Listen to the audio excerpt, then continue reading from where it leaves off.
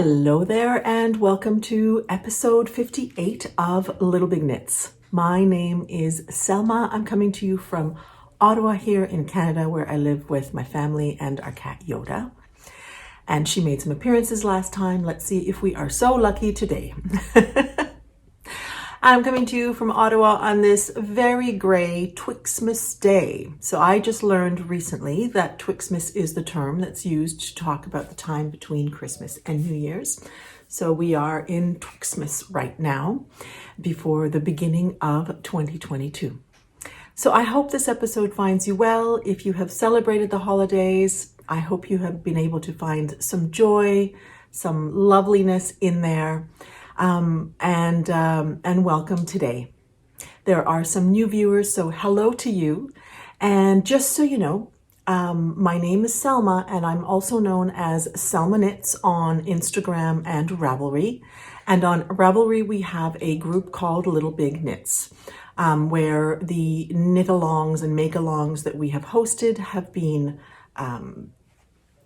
that's been the main platform for them, but we've also had hashtags on Instagram. So you're welcome to join in those anyway. And the show notes for the podcast are always down below, but they're also usually in Ravelry. I think I may have forgotten to put them in last time. I hope that was okay. Anyway, I'll have to remember to do that this time. So hello. Today we're going to have, of course, some knitting talk, but I've also released a new pattern for a skirt. So I'm going to share that with you and do a little bit of a parade of previous skirts that I've knit and announce a giveaway towards the end of the episode, as well as announce some new knit-alongs that we're going to have. The two knit-alongs that we did have, the LBK Christmas Mal, as well as the Ranunculus Love Cal, both finished on December 25th. My goodness, there was a lot of activity in those two knit-alongs, and we just had one thread for conversation and finished objects. They were a little bit more informal that way. They were absolutely fabulous. Thank you for participating. I hope that it inspired you to knit the ranunculus, to move forward with your Christmas making, and that you were, that you enjoyed the conversation that was there and sharing your progress and your finished objects. I have to say, I started having a hard time keeping up, so I was a little bit less present in those cals towards the end. I did not have an intention to do prizes for those, but I will draw a couple of prizes. I contacted Midori Hirose, who is the designer of the Ranunculus, for which we ran the cal, and the Ranunculus Love Cal, and I asked if she'd be willing to donate a prize, and she was. So I'm going to draw that as well as a couple of other prizes, but I'm going to do them directly in the threads, and I'll tag the person who has won. So, and I'll post pictures there. So if you participated in those cals, you're welcome to come and see what the prizes are. So there'll just be a couple of little things because I hadn't intended to do prizes, but I don't know, can't help myself. Also, I had a couple of questions about vests from my last vest parade. So I'll be answering those a little later in the podcast as well. There were so many wonderful positive comments about the Best Parade, so I'm really glad if you enjoyed that. I have to say, I was like, did I say what I needed to say? But I have a couple of interesting questions, so I'll answer those towards the end of the podcast today. So let's get on with the show, shall we? First, I'll talk about what I'm wearing, which is the Silver Forest sweater by Jennifer Steingass. I made this, I think I made it in 2021. I'm not 100% sure, but I'm pretty sure I made it last winter. And it's a fingering weight sweater, which I made in yarn that I had gotten in Finland. It's Pirkkalanka in their fingering weight, and I had got it at a shop in Helsinki in 2018 called Menitas. I think it has an S at the end of it. And it's a wonderful fingering weight yarn. It's pilled a tiny, tiny little bit, but nothing horrendous, I have to say. But I have worn this sweater a lot. I absolutely love it. It's light, but warm and pretty and super easy to wear. So I'll just get up quickly so you can have a look. It's just a sort of, hip length, cozy, comfy sweater. It ended up with the perfect amount of ease. This was part of my colorwork craze last year, and I'm really glad I made this sweater. I've really, really, really enjoyed it a lot. It was an interesting construction because, how did this go? You knit the colorwork and you did this part, I believe, and then you picked up and you knit down. So it was a little bit of an unusual construction, but it meant that the color work was done in a more traditional way, which is bottom up. So yeah, super, super duper lovely sweater by Jennifer Steingass, who I believe is having a little sale right now until the 31st, I believe. So her patterns are 50% off right now. And then the other two finished items, really finished items that I have are not with me. So one of them is the Ranunculus that I showed you last time that I was knitting for my mother-in-law, and it was sent down to Uruguay. I have not received a picture of her wearing it yet, but it is 30 degrees down there. So hopefully I'll get to see it at some point. And I'll just plop a picture in here. I just took a simple picture of it before it was sent on a plane with my son down to Uruguay to take it to her. And so I finished it in time. It was yet another joyful ranunculus to knit. It was knit in the exact same yarn that I had made one of mine in, which was Americo Brisa, which yes, that's the yarn, which is discontinued. Americo doesn't make yarns anymore, but it is a bamboo alpaca chainette yarn that I made my own ranunculus in and then made it for her. And she's really, really enjoyed it and said she loved it. And just on a side note, my son got to Uruguay perfectly fine, had actually a really good trip, maneuvered 3 flights plus a hotel stay because it was a very long trip, 36 hours. He flew from Montreal to Houston, had to stay overnight in Houston, and then flew to Panama and then Montevideo.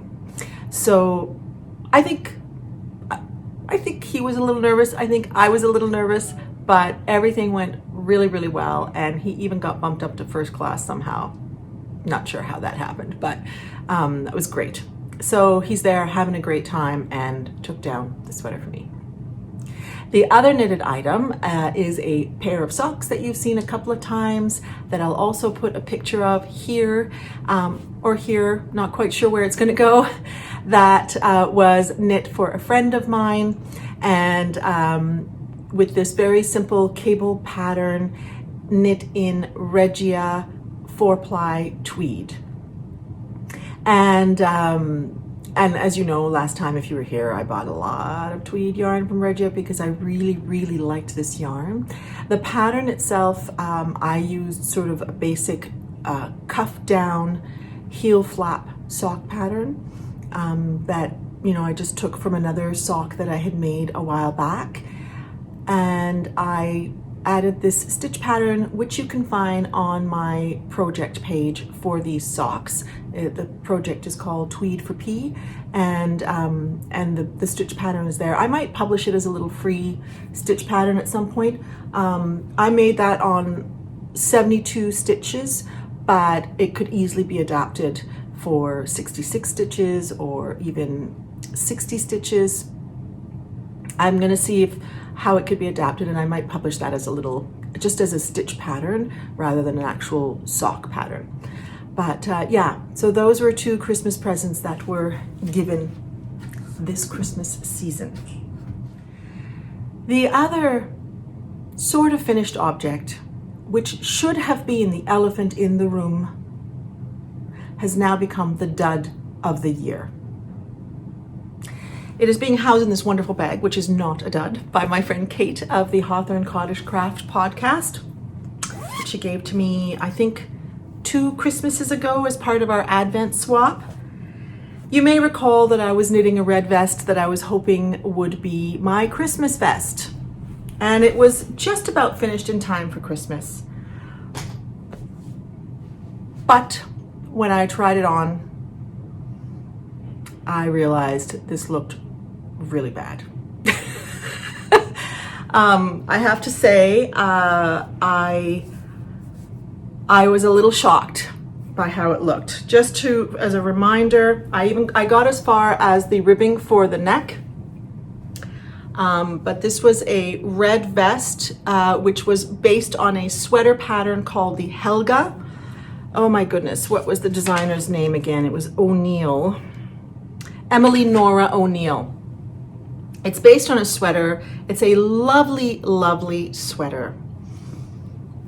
And somebody else had made it into a vest, and I thought that's a wonderful idea.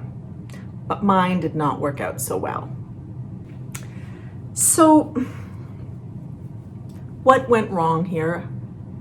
First, two things. The main problem with this is that the sweater emphasized my body in the worst way possible.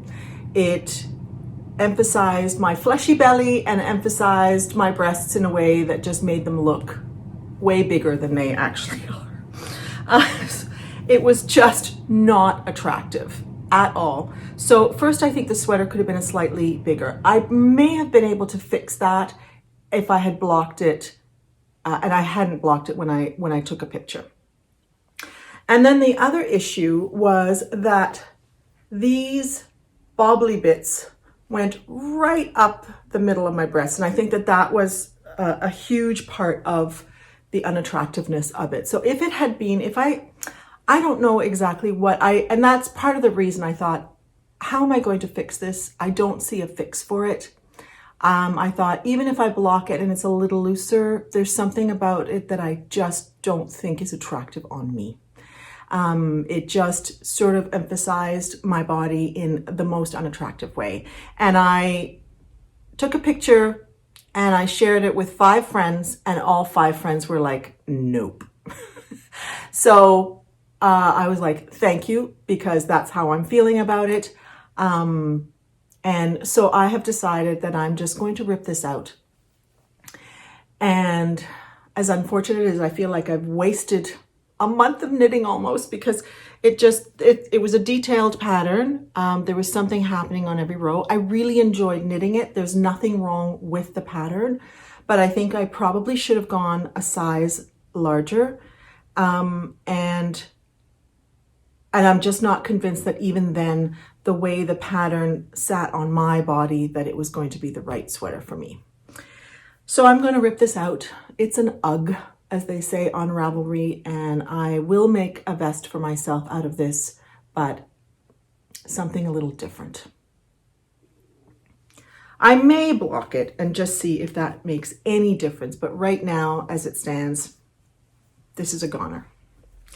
So very disappointed. I did not have a red sweater to wear for Christmas. Or a red vest rather. I ended up wearing my olive green ranunculus, which is fine. You know, we had a very quiet Christmas. It was, you know, just really just us. And so it was very quiet. And my mother, who came over. But I would have loved to have been able to wear this vest for you today. Just wasn't going to happen. So those are my finished objects for today. And just so you know, one of my Christmas presents to myself, I ordered a mug from this potter who I've been following on Instagram for a long time, at least a couple of years. That's a long time these days. He makes these beautiful mugs. His name, his business name is Creative with Clay, and his name is on Instagram is Charan Sakar or Sachar, and he makes stunning mugs. He's in the US, and it was definitely a Christmas present type of price for me once we did the conversion and the shipping and everything. But I'm really happy with it. I've been admiring his work for a long time. They're really beautiful pieces.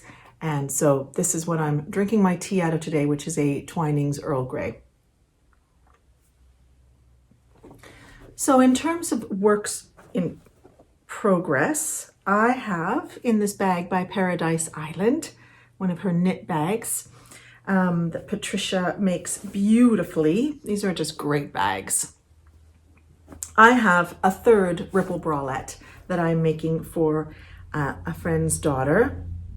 And this time I am using, what I did was I just pulled all the single skeins of fingering weight yarn that I have in my stash and took pictures and sent them to her and said, which ones of these are you interested? You know, I said, you don't have to choose one, you can just choose a couple and then we can eliminate. But she right away said she wanted it out of this sort of light mauve yarn, which is a Sadness Garn yarn called Tin Line or Tin Line. And this is a cotton viscose linen blend. So very much a summery yarn. And I have to be honest, I said, I'm going to start it, but I'm not 100% sure how this is going to turn out because I think most of the sweaters are made out of a merino sock yarn type of thing. But it is going well. I brought it over to her the other day to try on and it fit beautifully. And so I'm in the process of finishing this. She is, now that she's tried it on and I know that it's going to fit her, I'll just be on my way. And then as I did with the other two, I'll make the straps, sew them, but may have to modify them if they are too long, because that's probably the most challenging part, is getting the straps right on the little ripple bralette. This is a pattern by Jessie May Designs and it's my third one. I really enjoy making them. And I think this will be a really nice summery one. She's actually, I need to finish this by about the 11th of January because she is moving to Scotland to do a certificate. I'm not quite sure what you call it, but to become a physiotherapist, essentially. She's doing a 24-month program in Glasgow. So she'll be taking this with her there. So this is just going well. It's wonderful ribbing, easy peasy. I make it a little longer than the pattern. The last one that I made for my son's friend, I knit 7 inches because once it's on, it really loses that length once it's actually on a body. And the first one I made it really was like a little bralette. And I thought it's a bit nicer if it's a little longer in a tank. So I'm hoping to make it a tiny bit longer. And yeah, so that's going really, really well. And hopefully I'll finish that in the next week. You may not see it because it'll be on its way to Glasgow, but I'll definitely take a picture of it and show it to you next time. Another work in progress, I actually cast on 2 Christmas Eve cast-ons this year. I decided to cast on a pair of socks as well as a sweater. So, last year I made a pair of socks out of this yarn. This is the Westminster Fibers, West Yorkshire Spinners, I should say, West Yorkshire Spinners. Their sort of Christmas line of sock yarn. And my friend Holly had given this to me last year and I had made a pair of socks. You may recall, I had used brown instead of red. And those socks ended up a little too big for me. I was still very new to cuff down knitting of socks. And so I didn't calculate properly and they ended up a little bit long for me. So I ended up giving them to a friend of mine who has bigger feet than me.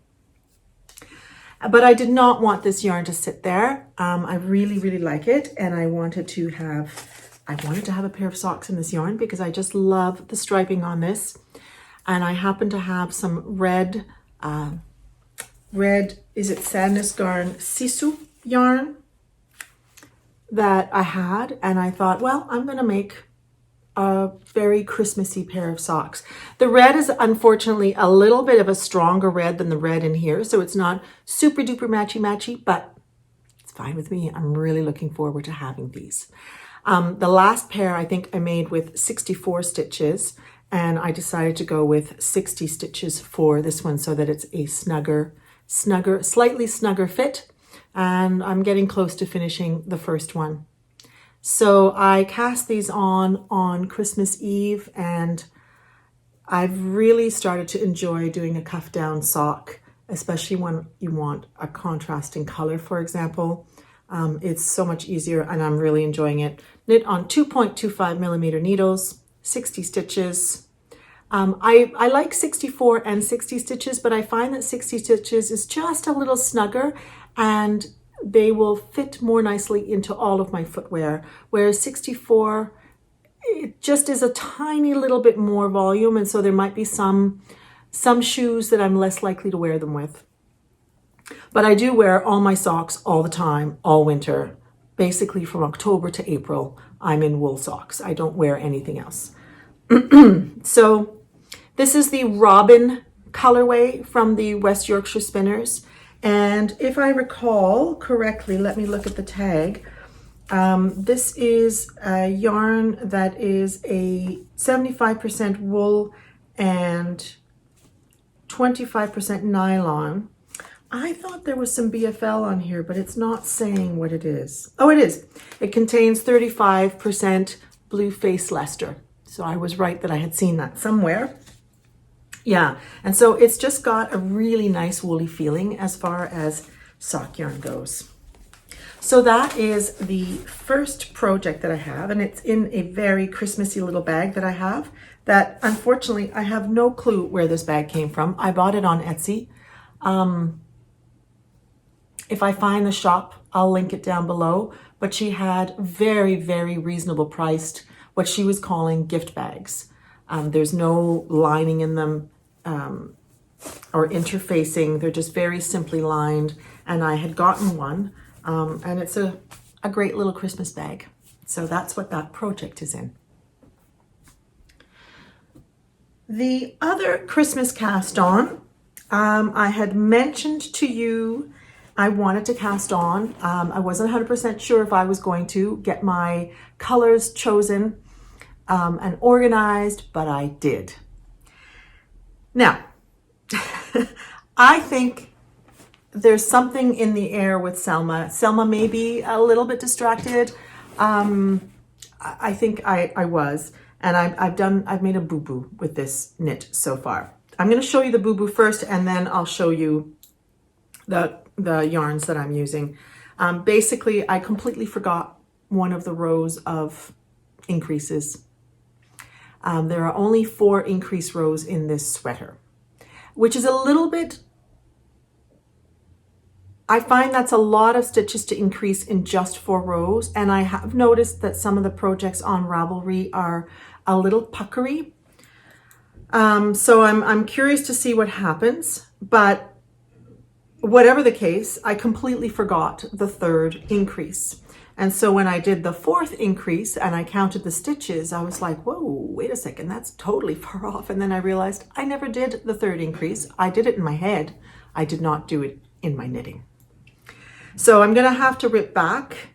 And because I've cut the yarn, that means that I'm gonna have a couple of balls of yarn that I'm not gonna be able to use again in this particular portion of the sweater, because there won't be enough of it for the increased stitches. So I hope I get it right the second time around, or I'll have even more balls of yarn like that. But I am hoping that this is going to be a lovely sweater. I have chosen basically all yarns from my stash. Either they're yarns that I have used, or they're yarns that have been there for a long time. So I'll show you what I'm using. I can't find the ball for this. So this first yarn is actually a Julie Asselin yarn, and I cannot remember the base. If I find it, I'll put it down below here. But that is this sort of very bright kind of hot pink color. And then I've got this skein of yarn, which is an Urso yarn, and they're very different. This is plied, this is single ply. I just thought this is going to be kind of like an Advent sweater. I'm just going to put colors together, and that's that. The third color I'm using is, I've got 2 balls like this. This so yarn, I had won 4 skeins of the single and 3 skeins of her Surrey alpaca, and I had used 3 skeins of the single ply and the 3 skeins of the Surrey alpaca in a prize. You may recall a while back, but I kept myself 1 skein. And that's in there. And then there's this yarn here, which is something I used in a cowl that I made for a person on my team. And I believe it is handmaiden sock yarn. Can I do this? I probably won't be able to do this. This is a merino silk by the Wool Barn that I used in a shawl. Can't remember exactly which shawl. And then I've got this green Madeline-tosh, also single ply in the Time colorway, and I had used this in an Oslo hat. Then I have this beautiful yarn from Wales Street. Unfortunately, Melissa's not dying anymore, but she's got the Mel Makes podcast.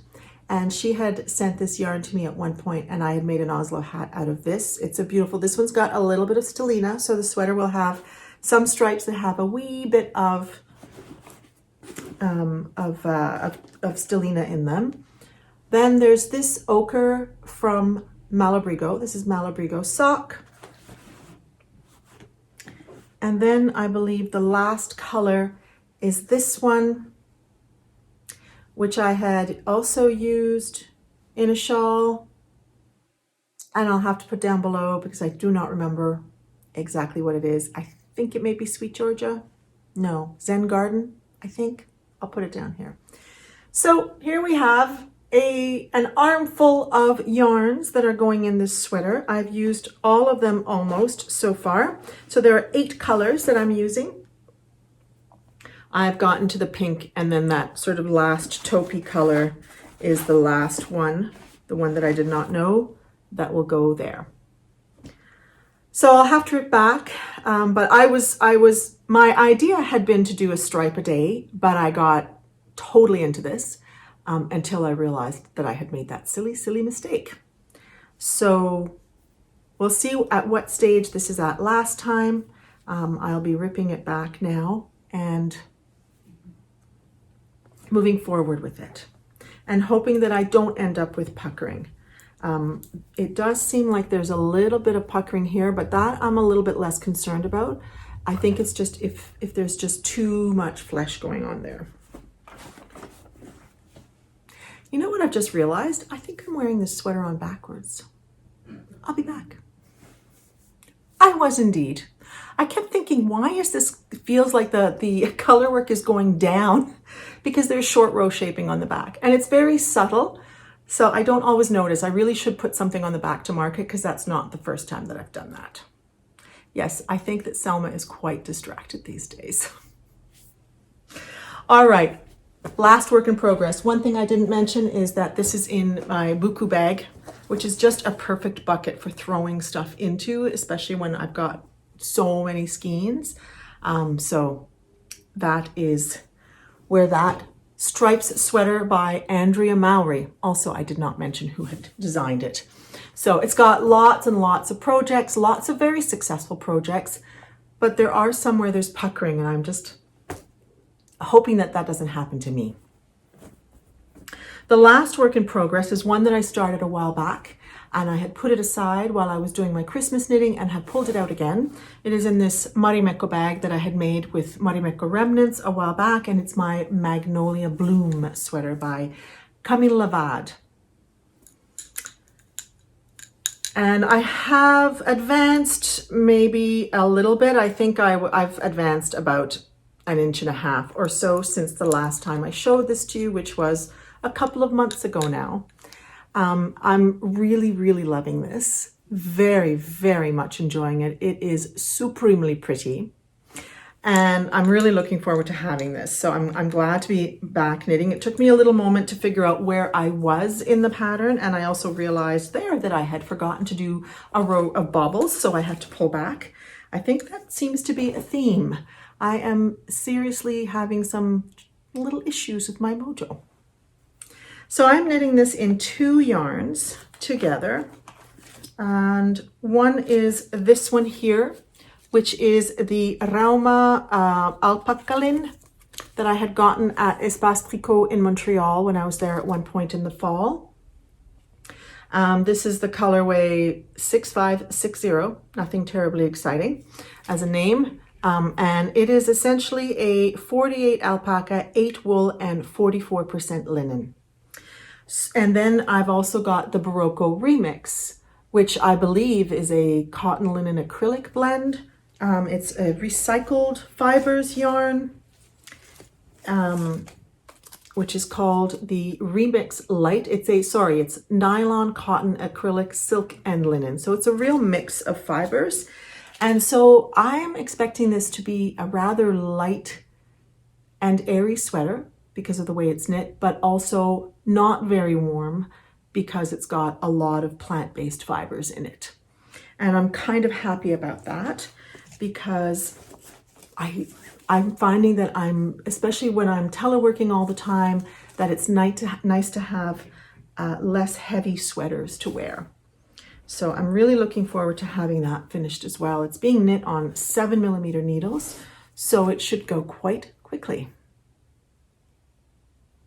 And so that is it in terms of finished objects as well as works in progress.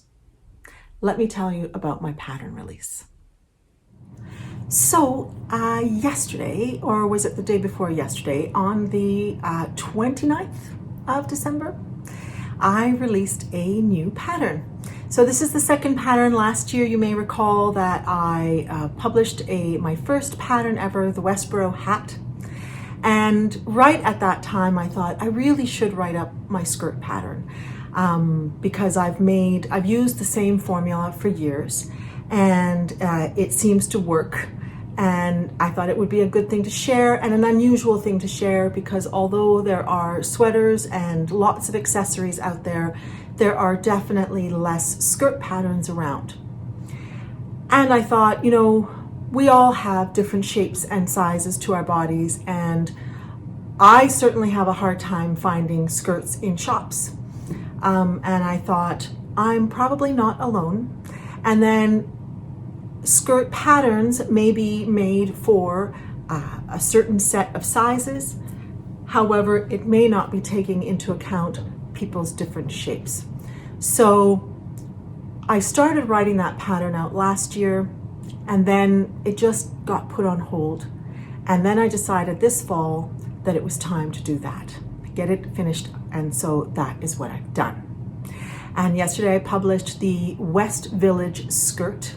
It's more of a recipe than a pattern.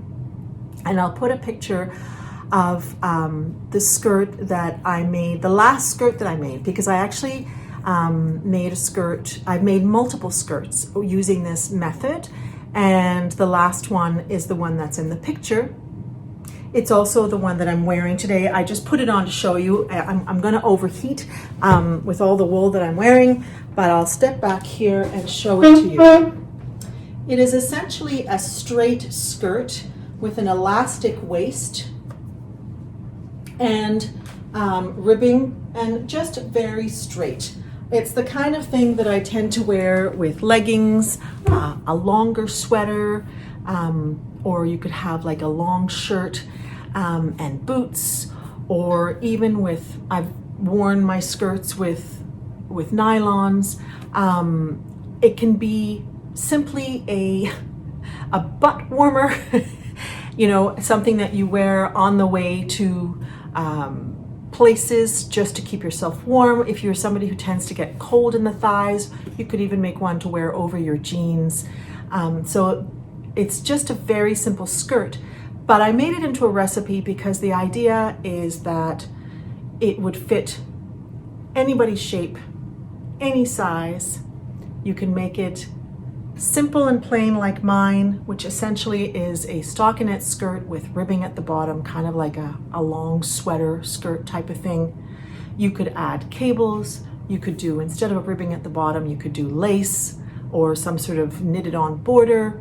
You could do an all over stitch pattern if you wanted to. So it's really, the idea is you could do linen stitch, seed stitch, you could do whatever you want. It's not a set pattern that is supposed to look a certain way. It's really there to guide you in making a skirt that would fit you if you're making it for yourself, a teenager, an older person, a larger person, a smaller person, a tall person, a short person. You know, it's meant to be adaptable to whatever shape you want to make it for. So it's essentially giving you math, to a set of calculations to help you figure out how it should fit your shape. And I've also put a portion in there for people who may have really a larger proportional difference between their waist and their hips, to sort of help accommodate for that. And yeah, so I published it yesterday. And if you've been around for a while, you'll know that last year when I published the Westboro hat, that for the first week, all the sales went to Harmony House, which is a local women's shelter. And I was able to raise $1,000 to send, which was really, really, really wonderful. And I don't think I've ever been able to donate that kind of money to anything. And so I am doing the same with this pattern. Until January 6th, all the sales for this pattern are going to go to a local charity that does work with Indigenous youth.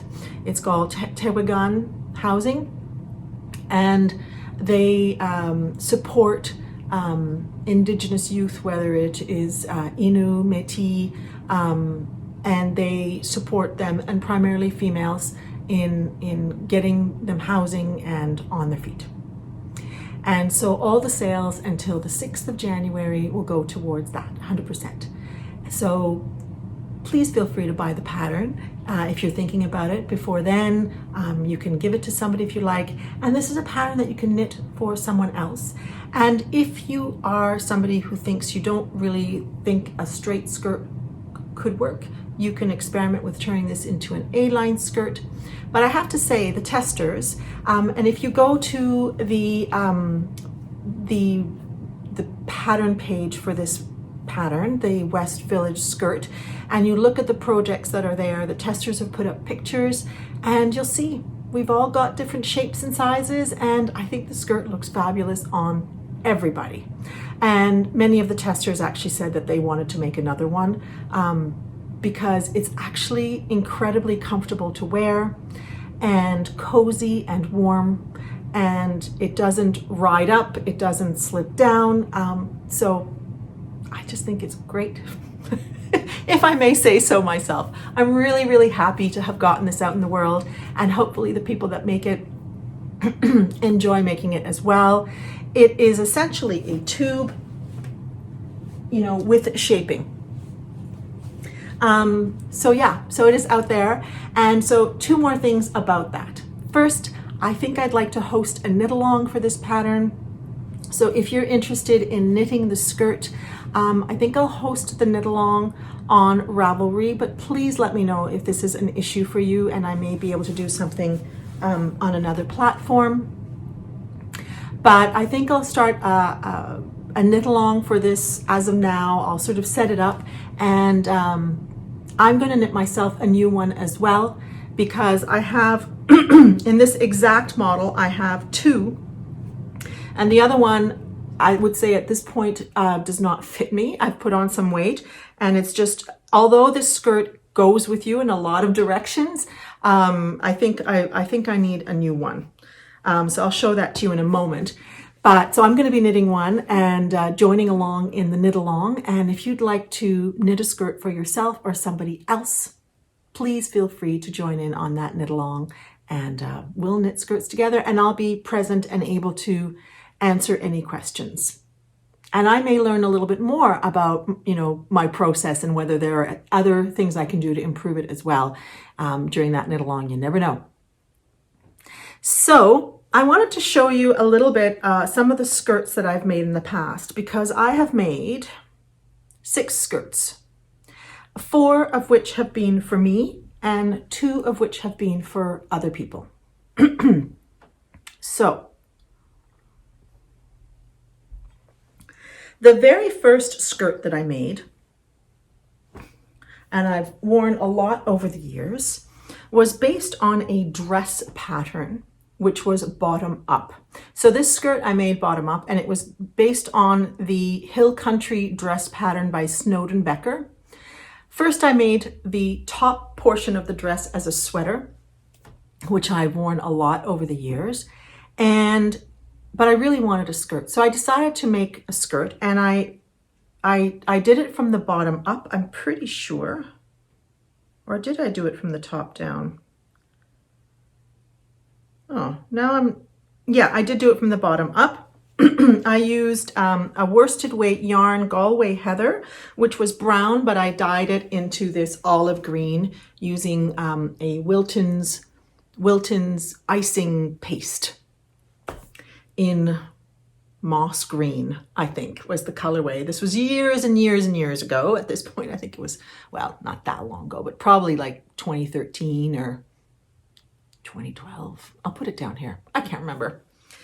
So I made this skirt. It's got shaping on it, which I had figured out, and I decided to do a ribbing waist. And this skirt has a tiny little bit of transparency, and that's something I talk about in the pattern, but not a lot, but and it didn't bother me. I still wore it, but I tended to wear this skirt with pantyhose, nylons, and I had a cream colored turtleneck that I would wear this with a nice necklace. The first day that I put it on, I put on my pantyhose, I put on my sweater, I put on my skirt and my necklace, and I came downstairs to the kitchen to make my breakfast or my lunch for work that day, and looked down, and the skirt was at my ankles. So I think I remember having a pretty good laugh about this and realized that, the pantyhose are slippery, and although this has ribbing, it just wasn't enough to keep it up.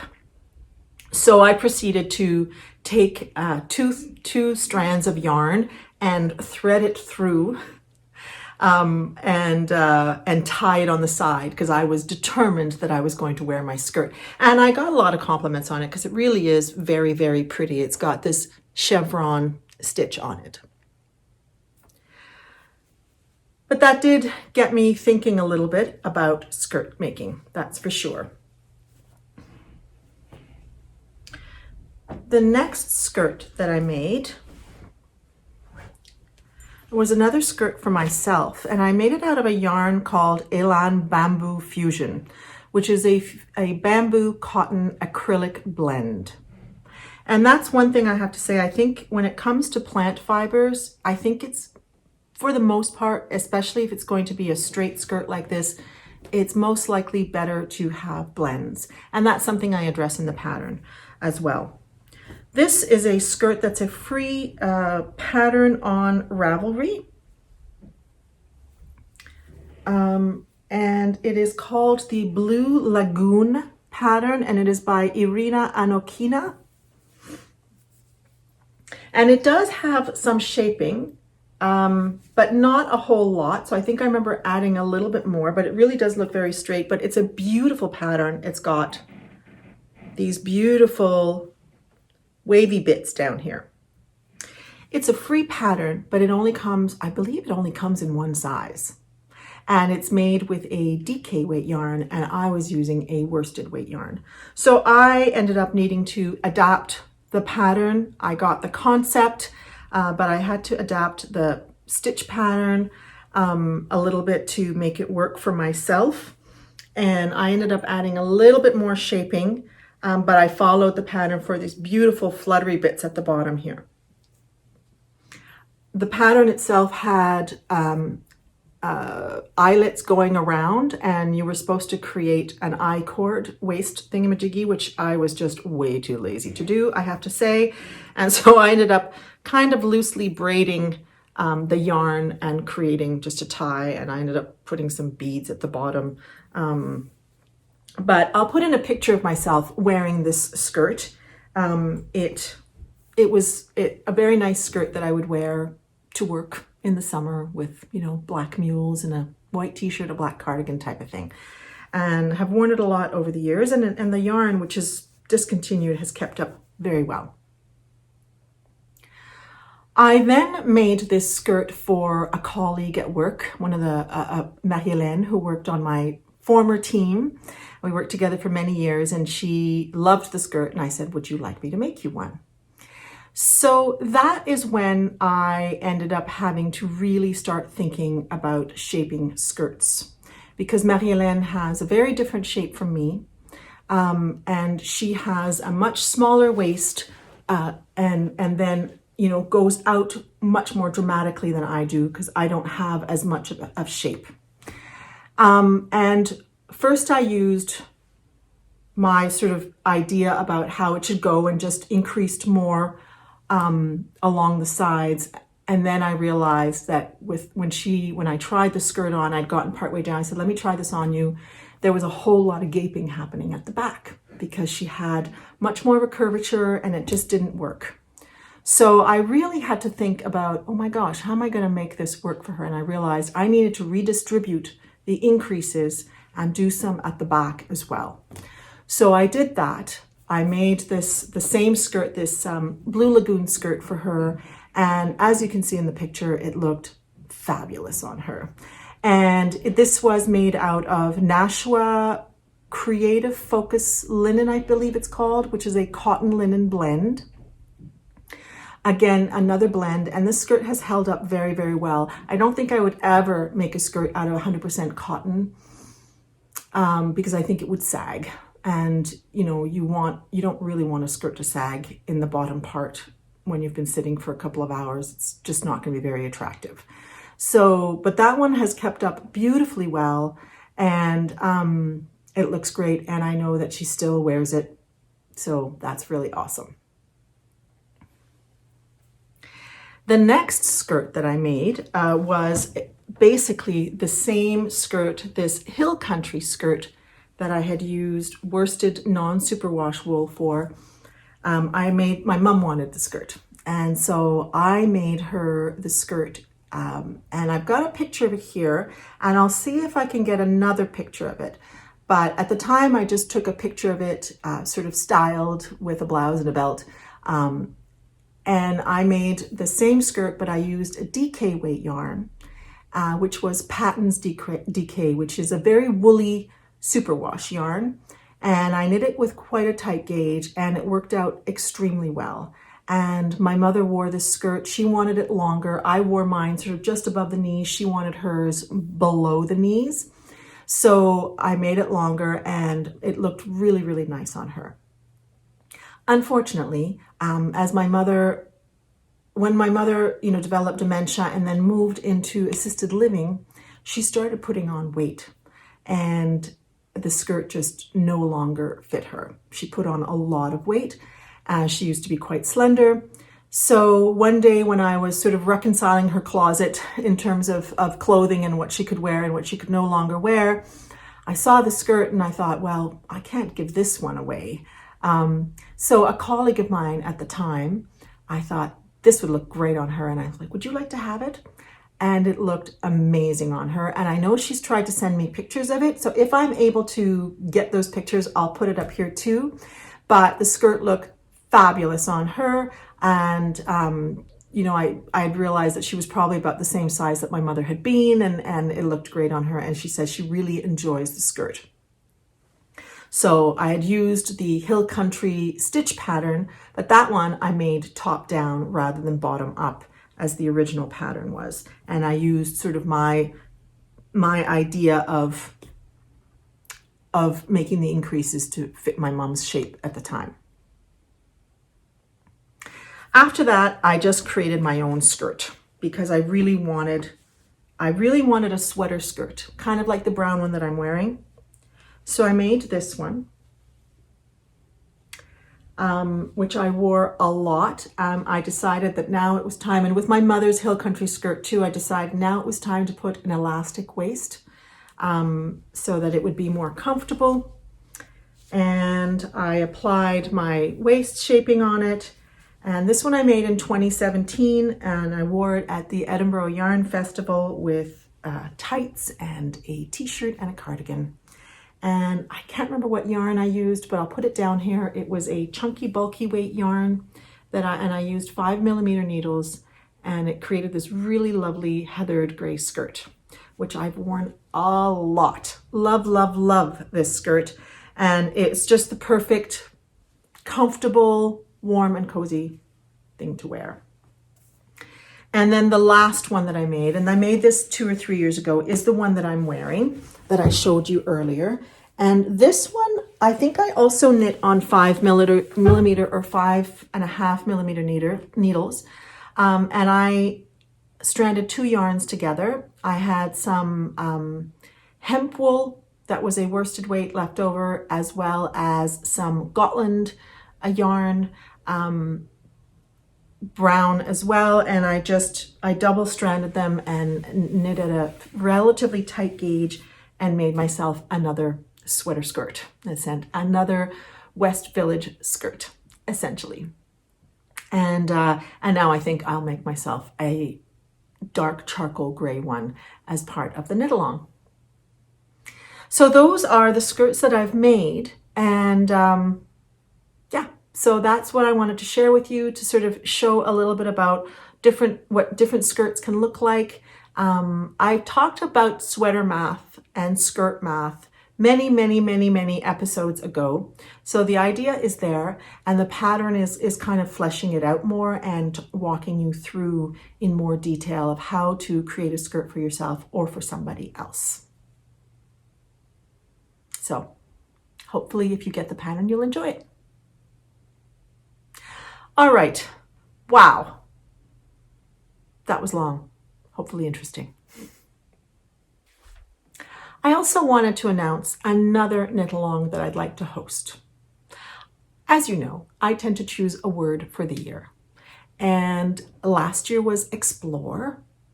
And I think it's been an interesting year as far as that word goes. I think there's been a lot of exploring of ideas more than anything. I think the exploration has been, I think I've had 2 types of exploration this year. I think I've had some internal exploration about issues in our world, of different issues that have happened. Some things based on events that have happened, on human behavior, on different issues that we have in our world, whether it is race issues or gender issues. So it's been a big year for me to really ponder a lot around, especially gender issues. I've also explored walking in different places, and that's been really fun. As I've mentioned before, I've been increasing my hiking this year, and it's been really nice exploring different hiking trails around the region. This is an amazing city alone for walks. We've got a lot of forested area in the city, but not far from here are the Gatineau Hills, and there are amazing trails. And so I've just explored some different places that I'd never been to before, and it's been really wonderful. I started thinking about a month ago, my goodness, what is my word for 2022? And the first thing that came to me was health. But not just physical health, although that is definitely a component. I've had some aches and pains this year that I've had to deal with. I had a rotator cuff issue. I've had a foot issue. So that was definitely part of it. I was getting really fatigued of being in pain. Pain is tiring. And so part of it was being physical, part of it was my physical health, but I was also thinking about my mental health, which has waned a little bit this year, I'll be honest. It's been a bit of a tough year for me in terms of just stuff going on, in addition to the COVID stuff, which, like it or not, I think has worn many of us down. And so I kind of felt like my psychological health, my spiritual health, my social health, because like it or not, our social lives have been affected. I sort of felt like my health in general was just something I needed to think about. And so part of that was very much around connections. I feel like our social networks have been disrupted in some way this year, whether we can only meet on Zoom or there are disputes around COVID. It's just become really hard, and I feel like I've missed connections this year, and that's part of the health is bringing back connections with people, or forging new connections. I just feel like I've lost a bit of that, and so I thought I want to have a connections knit along. So I hope you will join me in this knit along. And what this knit along is, it's going to be the LBK Connections Cal. And this is about knitting with yarn, for example, that somebody has given you, or a pattern that somebody has given you, or you're knitting for somebody else. But the idea is that through our knitting, we are connecting ourselves to others. So yeah, so it could be a yarn or pattern that has been given to you, or maybe it was a yarn or a pattern that you intended to knit with somebody else and you never did and now you do, or it is something that you're making for another person. Now I'm going to call it a cal, but this always includes crochet, and if you are spinning for somebody else, that is fine too, but it really is about the connections that we have with others through our making.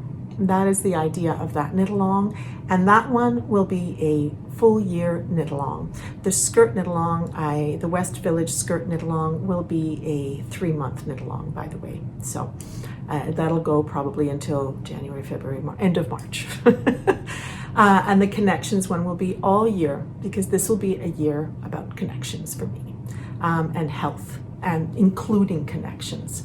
So yeah, so I hope you'll join me on that at some point throughout the year, if not throughout the entire year. And so I have received beautiful yarns this Christmas. I've received some beautiful yarns in the past, and I want some of my knitting youth this year to really focus on that.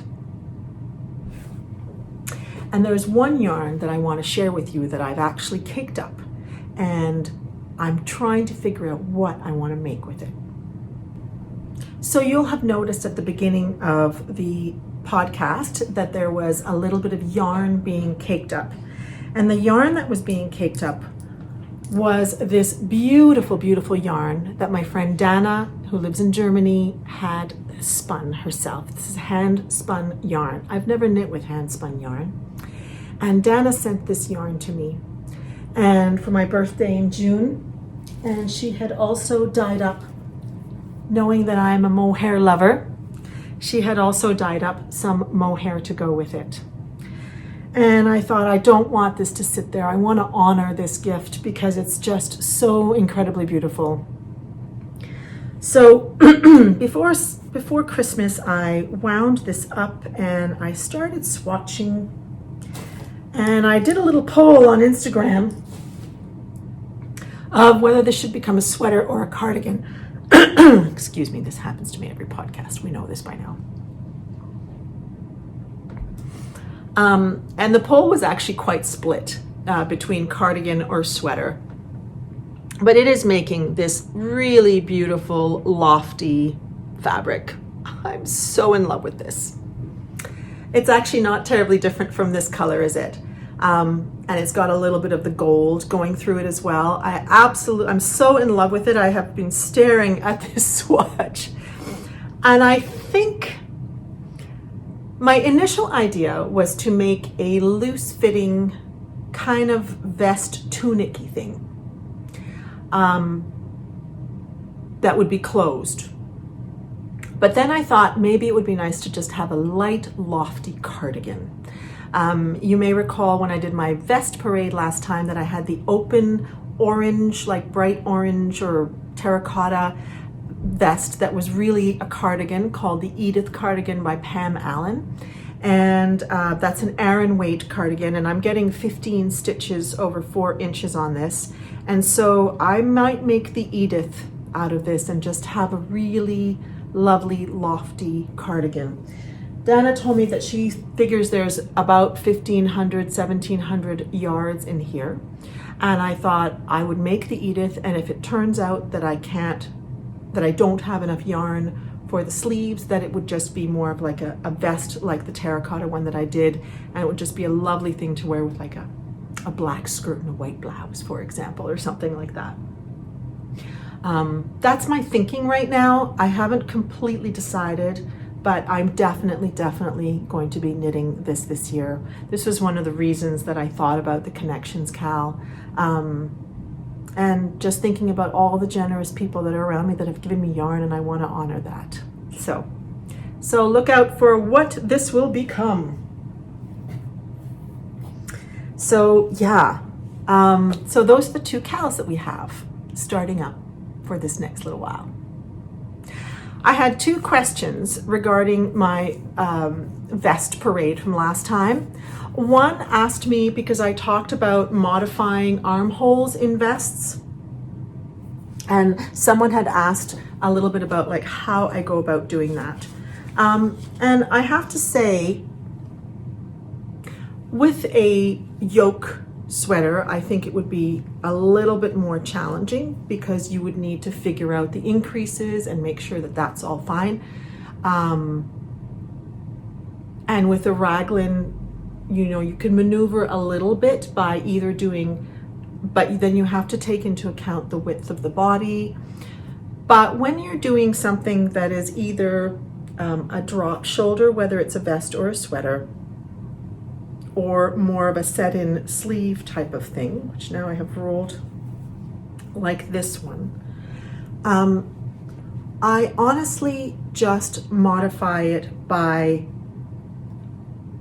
essentially determining this length.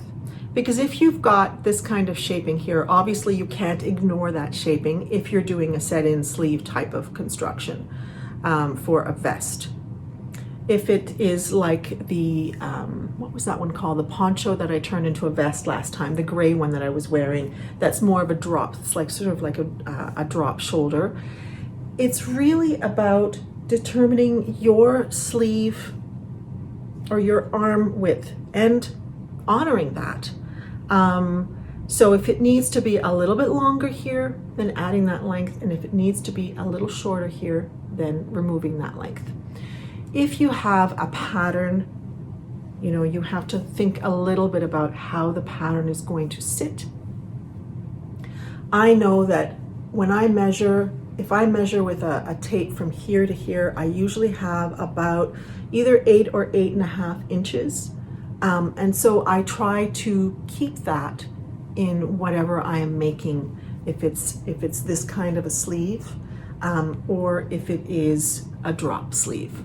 So I just, because what can often happen, and as I think I mentioned last time, that, you know, this could end up being smaller, and if you've got larger arms, it won't work for you. So you need to make it a tiny bit longer, bearing in mind that you probably don't want the, you know, the arm to go all the way down here unless you're making something that's meant to be like that. But if you want it to be fitted, to bear in mind, you know, the distance between the top of the shoulder and the bottom of under the arm, right? And measure that and keep that in mind as you're doing your, as you're making your vest.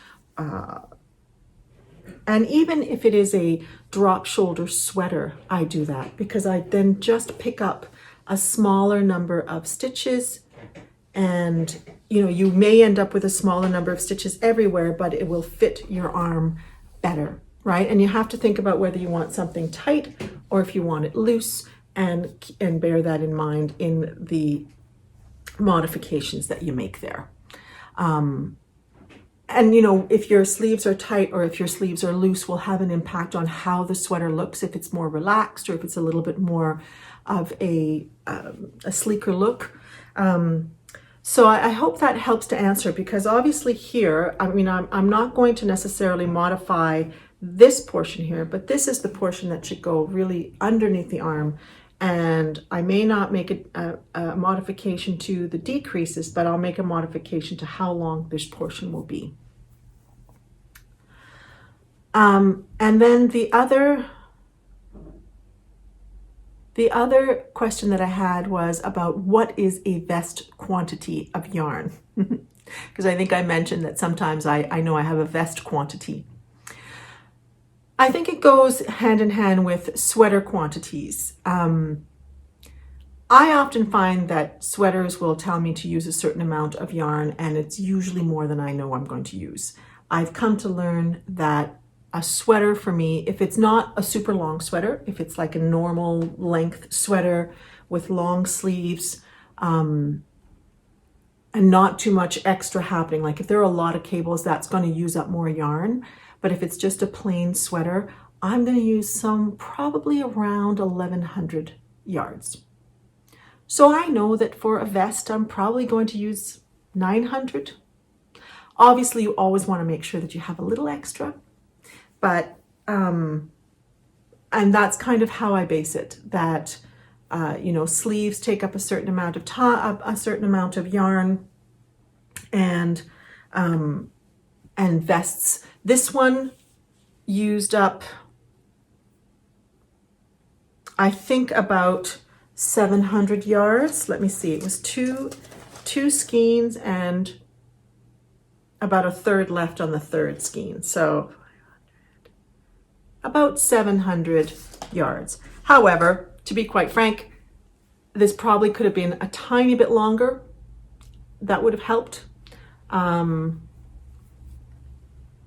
And so in the end, and I hadn't done the ribbing here, I probably would have used about 800, but it could have been 900, and it might have been a better fitting vest for me. So yeah, it's about an approximate. And I generally make the sweaters that fit about a 42-inch bust. I'm not tall, however, I'm only 5'3", so I don't have to accommodate for, a long torso. And I think also as you make sweaters, you start to see how much you need, and it helps to determine how much you are going to need.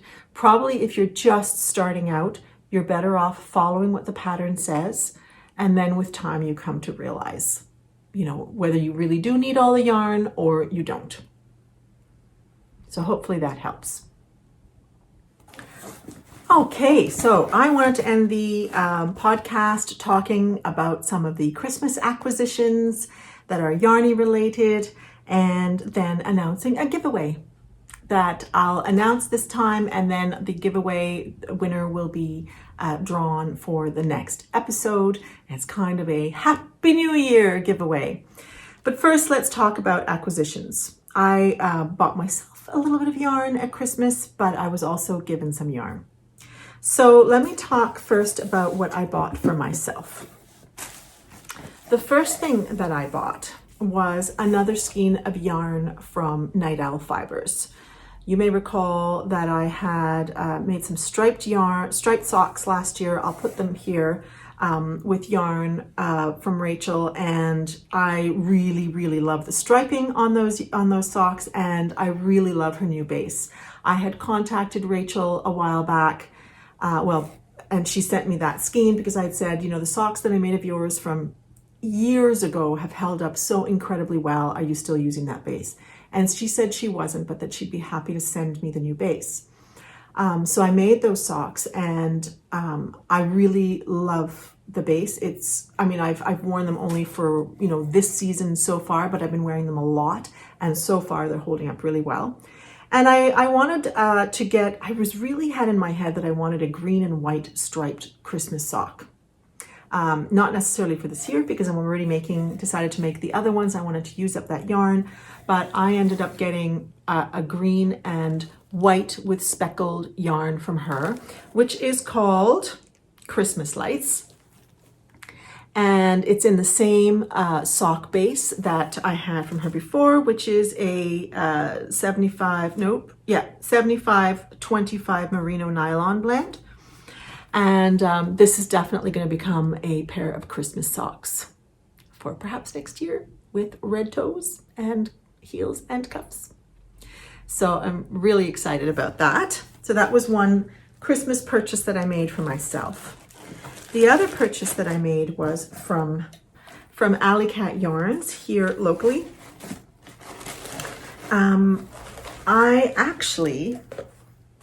I got one yarn that is going to be in the giveaway, but I really wanted to try out her sock base.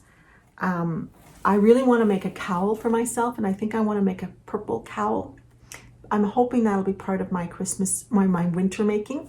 I have a pattern that I want to use as something that's quite close sitting, and I think I wanted to make it in purple because I have hats that'll just go really, really well with it. So this is Alley Cat Yarns in her smooth sock, which is a 85% merino and 15% nylon. I have also really admired her copper penny colorway. It's such a beautiful color. So I got this purely because I wanted to have a skein of it and to see what it looked like in real life. And then I got a skein of red, which will be in the giveaway, which I'll show you in a little bit. Melissa very, very kindly sent me some really gorgeous kitty cat stitch markers. Can you see the kitty cat ears there? But not only that, she sent me 3 mini skeins of her Corriedale fingering, which is a new base to her. It's a non-superwash Corriedale yarn, fingering weight. It's got a stunning feel. So I'm so excited about this. Beautiful, beautiful shade of cream. And then there's her Harbor colorway, which I used in my Elton, and this one, which is called Alpine. So beautiful, beautiful non-superwash Corriedale yarn. I have to think about what I'm going to make with this. I'm really thinking. But thank you so much, Melissa, because it's just beautiful, just beautiful. Melissa also sent me some of these, they're called color catchers. She sent me a couple of these color catchers, which you apparently put into the first washing with color work sweaters or any color work you're doing a hat, and it will catch any color that's being leached out of the knitting so that it doesn't fasten onto another color in the color work. Hope I'm explaining that properly. So it doesn't bleed into the other colors essentially. And you just put it in the water with the project. So I'm really curious to try that out. So thank you so much for those extras, Melissa. I really, really appreciate it. And yeah, these 2 beautiful, very, very rich colors. And then for Christmas, I got some lovely gifts. One that I want to share with you, even though it's not yarny related, it is from the Rustic Soap Company, which is based in New Brunswick, I believe. And this is actually a knitter's balm. It's a little stick like that you just rub in your hands, and it is amazing. You may know that I love Tuft woolens. I use Tuft pretty much every single day, more than once, and it really helps to keep my eczema at bay. It's a little flared up, which is not unusual considering that, you know, at Christmas you're eating all kinds of different things that you don't normally eat. And there are definitely certain foods I know have an impact on the eczema for me. This is really, really lovely, and I could see myself purchasing more of this in the future. I also received this lovely skein of Sturdy Sock by the Wool Baron in the Blitzen colorway. So another Christmas self-striping yarn in a 50-gram skein. So you can use different colors for the cuffs, heels, and toes. And it's really, really fun. So I'm looking forward to having 3 pairs of self-striping Christmas socks. I'm excited about this for next year. Oh, thank you. Then another really exciting gift was from To the Max yarn. To the Max yarn is Canadian yarn coming out of Alberta. And this is, I believe, yarn company started by the offspring of Jody of the Grocery Girls. So, and Crystal had given me these colors, which are Boardwalk in a DK and Pinch Me in this beautiful mohair. Really, really, really, really, really, really lovely. And I have a feeling this is going to become a lovely hat for myself. I've already pretty much decided that. So really beautiful. And then the last yarny gift that I will share with you today was from my dear friend Kate. In Ireland, we sent each other packages, and she sent me this blacker yarn, which is a limited edition yarn. And it's, I think it said it on the inside of the tag. It was a beautiful blend of yarns, but right now it's a birthday edition. I'm afraid I can't find it, but it's their Woodland 4-ply. And it's in this beautiful color called Forest Berry. And each skein has, it was 350 yards. So I could get a vest with this, especially if I paired it with a little bit of something. So there could be some color work happening with this, or I'm not quite sure yet what, but I've been thinking, or I thought it could actually become a nuke if it were paired with a little bit of mohair to bulk it up a little bit, or I'm not quite sure yet what this is going to become, but I do see it becoming a layering piece of some kind. So thank you, friends, for those wonderful gifts. And now there was one more thing that came my way, which was a bag, which I haven't started using yet. There is a bag company called Lolubis, and she is outside of, I'm not 100% sure, I think she's outside of Montreal. She's in Quebec, anyway, and she makes wonderful, very rich looking bags with velvet on them. And this one's a drawstring, really, really beautiful. So I got that for myself as well, one new project bag. Last year I had gotten myself the Harris tweed bag, and this year I got myself that bag. But I also decided to get a little something for you guys. So in the giveaway that I'm hosting as of right now, there will be a skein of this Bicycle Red by Alley Cat Yarns. So you are welcome to make a pair of red socks or use it towards something else. It could also be a short sleeve ranunculus. It could be part of a shawl. It could be anything. This is in her smooth sock base in the Bicycle Red, which is a beautiful, beautiful rich red. As well as this lovely bag also by Lolubis, which is more of a sock size bag with a gold print fabric and beautiful golden colored velvet. This is going to be a giveaway as kind of a New Year's giveaway to you. So in order to enter this giveaway, basically any comments below will be giveaway entries. And you're welcome to comment, about anything you would normally comment about, or if you have something you wanted to say down below. However, if you would like a prompt, you can tell me what has brought you joy in 2021, and or what is a resolution, an intention, a word, a hope that you have for 2022. So you can just put a comment down below, but if you'd like to answer one of the prompts, you're welcome to. And I'll draw the winner next podcast for that. And that, I believe, brings us to the end of the podcast today. It's almost the end of 2021, so I am wishing you a happy new year. Thank you for being here with me this entire year. If you have been, and if you've just joined, thank you for being here as well.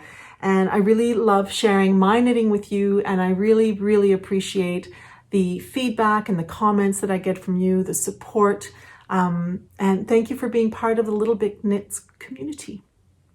I hope that 2022 is a kind year to you. It's a kind year to all of us. And I'll see you multiple times next year as well. I think in the next podcast, I'll probably share a little bit of my knitting and media highlights from this year. I haven't shared with you my recent books or recent screen time watching that I've done, so I'll share some of that with you next time, as well as perhaps the best or my favorite knits or my best knits from 2021. I'll share that with you next time when I see you in a few weeks. So until then, my friends, take care, keep crafting. I hope you find some joy in 2022 and during the rest of the season. Take care. Bye.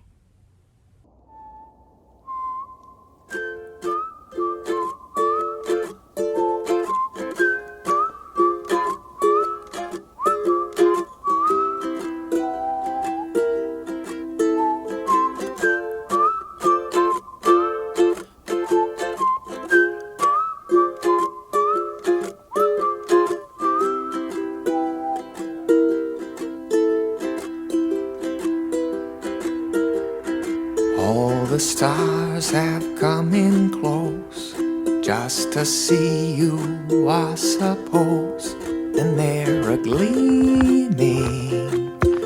You must be dreaming. And the sun has said goodbye with a twinkle in his eye. He's left the ocean with sweet emotion. We go dancing in the rain, riding on a midnight train, away so slowly. And the moon is looking down on the sleepy side of town, and he's so lonely.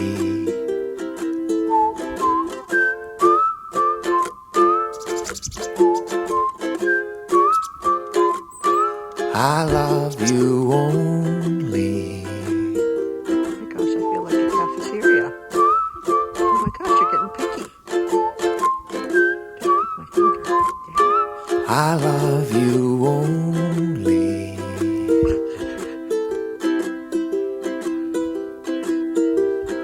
All the birds have taken flight. It's their favorite time of night, when they can hear you from somewhere near you. And the palm trees try to bend to be closer to their friends. They're made of magic. Reach out and grab it. We go dancing in the rain, on a midnight train, away so slowly. And the moon is looking down on the sleepy side of town, and he's so lonely.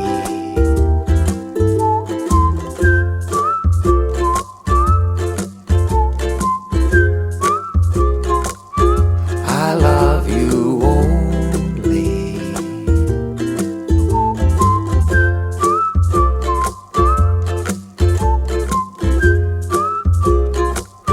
I love you only.